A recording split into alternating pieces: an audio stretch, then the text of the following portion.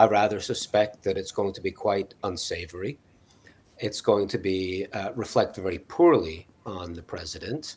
And when you put that against the backdrop of his declining poll numbers, the American people are sort of fed up with him in all sorts of ways. This is the icing on the cake, as it were. This is maybe this is signals the end of his political career. Joining me on Global Pulse tonight is Professor Andrew Latham. He's a professor of political science at Macalester College. He joins us live from St. Paul, Minnesota in the United States. Professor Latham, thanks very much for joining me once again on Global Pulse. Let me begin by asking you this question. While it is true that on Sunday Trump did make a U-turn when he finally asked the Republicans to vote for the release of the Epstein files, it was pretty clear that he had been cornered by then. Do you believe that this extraordinary measure by both chambers of Congress, which is going to practically force the Department of Justice now to release the Epstein files, is a spectacular political defeat for Donald Trump, who until this very weekend was doing everything in his power to quash any such move? Yes, I think this is perhaps the beginning of the end. Donald Trump had to make a virtue of necessity. There was no way around this. And now it's going to be, we have to see what is revealed. I rather suspect that it's going to be quite unsavory. It's going to be reflect very poorly on the president. And when you put that against the backdrop of his declining poll numbers, the American people are sort of fed up with him in all sorts of ways. This is the icing on the cake, as it were. This is maybe this signals the end of his political career. We have to wait and see what the 65,000 pages reveal. But as I said, I rather suspect that they're going to reveal that he was living up to his reputation as an unsavory character. Okay, very interesting choice of words, Professor Latham. You're saying this is the beginning of the end. Before we get to what the Epstein files might reveal, some have expressed concern that there is still a possibility that in a last-ditch effort to, let's say, save Donald Trump, the Department of Justice does not make a full disclosure of the Epstein files. Of course, Thomas Massie has already preempted that by saying if he feels that efforts are still being made to thwart a full disclosure, he will go ahead and announce all the names in the House of Representatives. But my question to you is, do you believe that this possibility still exists, or is it in that sense really over for Donald Trump and the Department of Justice that has so far sought to shield him? Well, I don't think anybody, not Republican members of Congress, Republican senators, or even officials within the DOJ, Department of Justice, nobody wants to be on the wrong side of this. And so I think we've reached a tipping point. Only a few weeks back, his supporters were willing to run interference for him and say, "Oh, we can't release the names, we can't do this, we can't do that." But now we're at a point where everybody is saying, "Yes, I'm fully in support of releasing the documents, releasing the names, et cetera, et cetera." That's a tipping point that I think is politically really salient. I think that now that we're at this point, we're at a point of no return, I guess is how I might put it. And this is not going to, again, against the backdrop of all the other things that are going on in Donald Trump's political profile, this is not going to end well for him. I think this is really doubling down on a trend, a tendency, which was anti-Donald Trump, and it's going to get worse. All right, you believe this is not going to end well for Donald Trump. Now, if you could just explain to our viewers, what can we expect next, Professor Latham? If we were to just assume, for argument's sake, that the Epstein files are made public tomorrow, And it is revealed that Donald Trump indeed had been on Epstein's island multiple times and was engaged in the sexual abuse of young underage girls, which is really what this entire Epstein saga is all about. The question is, how is it then likely to unfold politically? What happens next? Donald Trump is a year into his second presidency. Explain this to our viewers. Well, there's only two options on the table, one of which is that he survives this politically and he can't stand for election again. So his successor will pick up the mantle, whether it's a Democrat or Republican. The other possibility, of course, is that he will be impeached. And an impeachment process would involve the two houses. Well, the House of Representatives would have to indict him. And then there would be a trial of sorts, not a legal trial, but a political trial. And he's survived this before. But I think this would be different. And so if the impeachment option were put on the table, and if he were to be impeached and then tried, I think he would be convicted. And we have to wait and see what the Epstein files reveal. But if, as most people on the planet kind of think, he's guilty of this, he would be convicted in that impeachment trial. And then we would have another election. We would have to have somebody else. The presidency would be open at that point. I rather suspect that most people in the political establishment do not want to go through another impeachment saga, but a significant minority do, and they might get their way. So let me understand this. If there were to be yet another impeachment of Donald Trump, we know he survived two attempts in the past, with, of course, the help of Republican senators who came to his rescue. But like you said, this is different because this time the Republicans have overwhelmingly voted to release the Epstein files.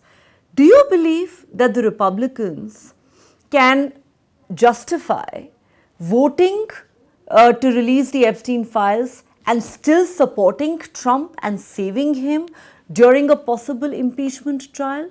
Do you really see that as a distinct possibility?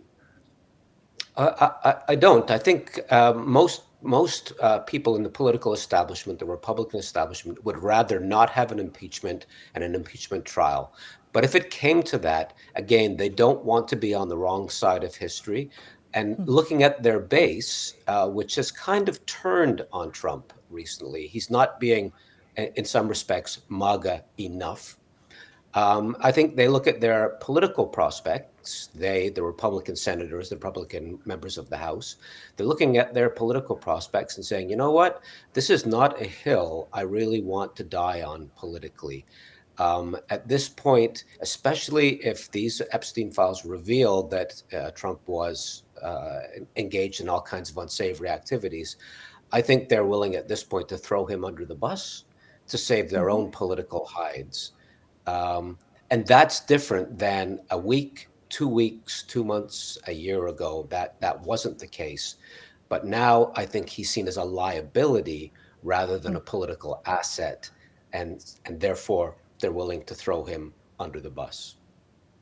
A week can really be a long time in politics. Till just last week, there were so many murmurs around the country. In fact, not murmurs, but loud protests with his critics calling him a dictator. Now, many are wondering if he could be reduced to a lame duck president. So let me understand this. Would it be correct to say, Professor Latham, that there is now a distinct possibility that once the Epstein files become public, Donald Trump could go on to become the very first president in American history to be removed from office through an impeachment? Would you bet your money on that? Well, that's a very high bar. It is unprecedented in a sense that doesn't happen every other administration.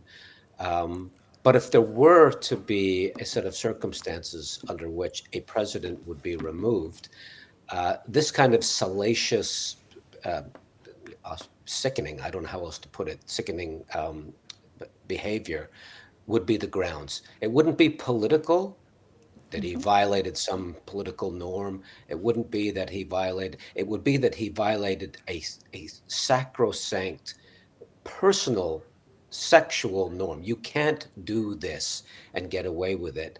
And for a long time, the president's critics just disliked him because they didn't like his hair and they didn't like the way he spoke and they didn't like this and they didn't like that. But this now is different. This is something that most Americans, I would hesitate to say all, but most Americans would look at his conduct, if it turns out to be true, would look at his conduct and say, that is absolutely unacceptable, not only for a president, but just for a human being. And so, again, I think we've reached an inflection point. We've reached a turning point. And his erstwhile supporters in the Senate and the House and in his base, MAGA, are now looking at him in a very different way and saying, yeah, a month ago, a year ago, I was 100% Donald Trump supporter. And now they're saying, he did something which I can't approve of. Maybe he shouldn't be in office. And it's going to be an ugly process. But if it happens, yep, I'm going to support him being thrown out of office. Well, let's face it, the allegations, like you said, are extremely serious. This isn't just any sex scandal. This is about the rape and abuse of scores of underage girls who essentially are children. And if it is found that the President of the United States of America, currently the most powerful man in the world, has been involved in these unsavory activities, as you call them, well, then, yes, any decent person would say that their position then becomes untenable. But of course, we have to remember that this is a man who has survived 2 impeachments in the past, 2 assassination attempts, a criminal conviction, and multiple legal cases. But do you believe, I'll ask you this again, Professor Latham, that this is different, unlike any challenge that Donald Trump has faced in the past, and a big enough issue to get his entire MAGA support base to turn on him? I do. Those last 2 impeachments were silly. They were just, I don't like Donald Trump, and there was nothing to them, and that's why they went nowhere. This, if the Epstein files reveal this to be the case, this is substantial. And this goes to personal character, not just political, I don't like you for political reasons. This goes to something far more fundamental. And I rather suspect, well, I actually believe that the American people generally are good people, and they're going to look at this and say, you know what, I supported him politically, but I can't support him in light of these personal revelations. This is just unacceptable. So it moves out of the strictly political realm into the personal propriety realm. And most people, I think, have good instincts there. I'm not going to support him the way they did, again, during those 2 previous impeachment efforts. They're just not going to. And when you place that dynamic against the backdrop of his plummeting popularity with his base and with his political supporters in the House and the Senate and elsewhere, you put all of those things together, it doesn't look good for the politician, Donald J. Trump. Well, you are right in suggesting that the Republicans have their own political careers to worry about. And if Donald Trump indeed has become a liability, then many of them would certainly be tempted to throw him under the bus, even if they have steadfastly stood by him up until now. But Professor Latham, let's talk about the timeline here. Of course, this is unprecedented. It's never happened in American history. But if there were to be yet another impeachment followed by an impeachment trial, typically, how long can we really expect that entire process to take if it were to indeed lead to the removal of the incumbent president? What kind of a timeline are we looking at? Well, it's by design meant to take a long time. You can't simply remove a president because of the way his hair looks or whatever the case might be. The founders of this country put in place a system of checks and balances, and that meant that it was going to take time. You have to impeach him, which is basically accusing him of a crime, and then there's a trial in the Senate, and that's going to take a while. I think he could last the remainder of his 4-year tenure, which is 3 years ish right now. Um, he might, though, decide that it's not worth it. He's not a spring chicken, as it were. He might decide that this is not worth it, and he might resign. If he were to be impeached and then tried, he might just simply resign. I rather think that's not a likely prospect. So, is he going to resign? That would end things very quickly. I doubt it very much. Is he going to be impeached, which is the equivalent of being accused in a court of law? I think that's very likely, and that's going to happen very quickly. The trial itself could drag out for quite some time. I don't think it would last the 3 years that he has, 3 years approximately that he has left in his tenure, but it could last a year or 2 years. The bar, the standard of proof, the standard of evidence is pretty high. And as you said, it's unprecedented to remove a president like this. This would have to be an absolutely ironclad case. I think it would be, but it's going to still take some time. So I'm afraid, I shouldn't say this because it reveals my politics. He's going to be around for a while yet. Okay, interesting. Now, knowing Donald Trump, it is frankly hard to imagine that he would resign. But let's say that there is an impeachment trial and it does last out the remainder of his term, which is approximately 3 years. Do you believe that once that trial begins and if it does take place, you could have a president who is seen by everyone, including his own party, as a lame duck, whose authority stands completely diminished? He is somebody who's displayed dictatorial tendencies in these past few months, ever since he was re-elected to the White House. Do you believe all of that is going to be a thing of the past in that scenario, with every bill, every legislative move becoming a big challenge for Donald Trump going forward? Well, yes, the way the American political system is organized is that he has to sign off. The laws have to be passed by the House, and then they have to be passed in the Senate, and then they have to come to the White House for him to actually put his signature on it.